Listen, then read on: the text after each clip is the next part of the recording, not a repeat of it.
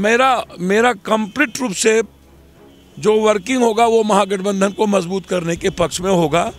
अब आगे हम हैं या नहीं हैं, ये पप्पू यादव, ये कांग्रेस नेतृत्व तय करेगा कि हमको है या नहीं है, रहना है या नहीं रहना है, या पप्पू यादव को अकेले लड़ना है। बस आप इतने जानिए, अभी मेरी पार्टी और हम लोकसभा की तैयारी हम अपने कोसी सीमांचल मिथिलांचल में कर रहे हैं। गठबंधन चाहेंगे तो ठीक, ना चाहेंगे तो निश्चित रूप से अकेला भी लड़ने की तैयारी। देवांशु, आप देख रहे हैं न्यूज़ फाउंडेशन। इस वक्त हमारे साथ बात करने के लिए पप्पू यादव हैं। लालू यादव से मुलाकात कर पटना लौटा है। कैसा था उनका तबीयत, क्या बातें हुई? देखिए, स्वास्थ्य के मामले में आप पूछिएगा हमसे तो मैं कहूँगा कि लालू यादव जी का जो स्वास्थ्य है, जिस ऊर्जा के साथ, जिस तेज के साथ, जिस आवाज़ के साथ, जिस संघर्ष का वो उनका चेहरा, उनका कैरेक्टर, उनके लड़ाकूपन, दुनिया को दिशा देने वाली आवाज़ लालू यादव जी की लंबे समय से नहीं है। मैं सिर्फ इतना कह सकता हूं कि लालू यादव जी लंबे समय के लिए हम सब के राजनीतिक, सामाजिक, वैचारिक जीवन में रहे हैं। मैं ऐसा ईश्वर से प्रार्थना करता हूं। अभी जो मैं मिला, जो मैंने देखा, मुझे लगा कि लालू यादव जी को ढेर सारा प्रेम, प्यार, और उनकी पुराने लोग जो हैं उनके सानिध्य में रहे, उन्हें पुराने लोगों से तकलीफ ना हो। पुराने लोग को वो चाहते हैं इकट्ठा करना, सबको एक तरफ से, जो भी लोग जहाँ हैं उनको, किसी से मैंने उनके शब्दों से मलाल नहीं देखा। वह छोटी छोटी खुशियों से ही वो जी रहे हैं। अब घर की खुशी हो, चाहे राजनीतिक और बाहर की खुशी हो, उनको राजनीतिक, पारिवारिक और सामाजिक तीनों खुशी की जरूरत है। शरीर से कमजोर थे, कंप्लीट रूप से जो ताजगी होनी चाहिए उसमें सख्त अभाव था।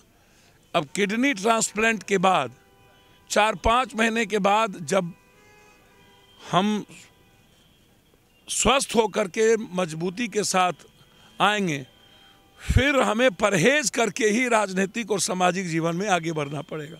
अब जो बेस्ट लाइफ होगा लालू यादव जी का, मैं उसमें यह समझता हूं कि वो बेहतर सलाहकार, बेहतर, उसको क्या कहा जाए, एक गार्जियन के रूप में अब उनकी भूमिका सबसे महत्वपूर्ण हो गई है, देश के लिए भी, पार्टी के लिए भी और समाजवादियों के लिए भी। मुझको लगता है कि वो लौट के आएंगे तो उनकी भूमिका आवश्यक तो होगी ही।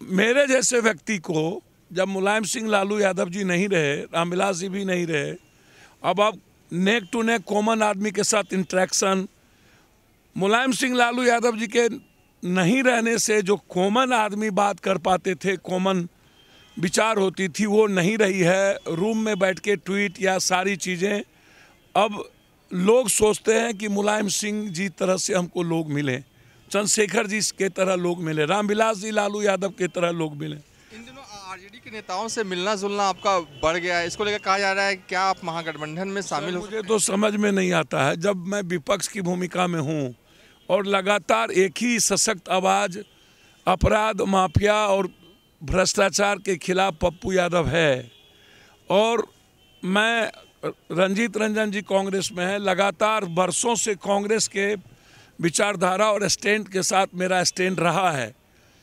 नीतीश कुमार जी के पर्सनल जितना वर्किंग रहा है, पप्पू यादव उनके साथ खड़े रहे हैं। तो जब मैं महागठबंधन जब बनी कांग्रेस के नेतृत्व में, नीतीश जी और लालू यादव जी के विचारों के आधार पर, तो पप्पू यादव ने सबसे पहला स्वागत किया, और हम चाहते भी थे कि एक बड़ा गठबंधन बने जिसमें सबकी भूमिका हो और उसमें कांग्रेस को ले चलकर हम लोग देश के 2024 को बचाने का काम करें।